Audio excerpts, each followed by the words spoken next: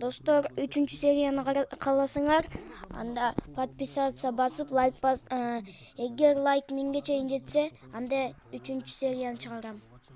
Биргеликте сейилдеп жүргөн мезгилде Мансу ал жерге тапанчасын көтөрүп келип алып күзөтө баштайт. Бул убакта каарманыбыздын аялы Мири дагы жумушка орношуп, тиш дарылоочу дарыгердин жардамчысы болуп иштей баштаган эле. Мансу болсо кечинде аялына келип күн сайын иш издеп жатам деп алдап, эртеси күнү кайрадан эле кийимдерин кийип алып иш издеп келейин деп кетет. Бирок каарманыбыз эч кандай иш издебей эле бул жолу өлтүрөм деген адамынын үйүнө кирүүнү чечиптир. Ал кирип эле үйдүн кожойкеси ойноштук кылып жаткандыгын көрүп, ал жактан качып чыгып, сыртта аңдып олтурса каарманыбыз өлтүрөм деген үйдүн кожоюну Кубо келип калды.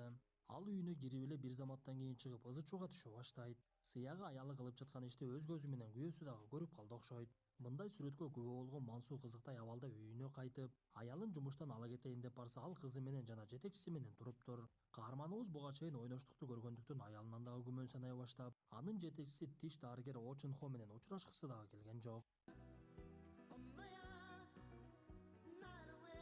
Ачуусу келген каарманыбыз бир күнү жини келип Кубоммонун үйүнө түз эле кирип барып тапанчасын такайт. Ал обонду бийиктетип тапанчанын үнүн эч ким укпасын деп, атууга даярданып жаткан мезгилде ал жерге Кубоммонун аялы келип калгандыгын көрөбүз. Бирок Мансу аны байкап калып чочуп кеткендиктен тапанча атылып кетип, аялы каарманыбыздын башына чаап ортодо талаш тартыш башталды. Анткени жерге түшүп кеткен тапанчаны бардыгы алганга аракет кылып бири-бири менен жулмалашып, бир нече мөөнөт талаш тартыштан кийин тапанчага Кубоммонун аялы ара жетет. Муну түшүнгөн Мансу артын карабай качып бара жатып бир мезгилде тапанчанын атылган үнүн угуп, тапанчаны алган ара күйөөсү Кубоммону өзү өлтүрүп койгондугун көрөт. Көрсө аялы Кубоммого көптөн бери ачууланып жүргөн экен. Окуядан кийин Ара Мансууну кубалап, ал унаасы менен качып, унаада күйүүчү май түгөнгөндүгүн көрүп дароо эле күйүүчү майын толтурду.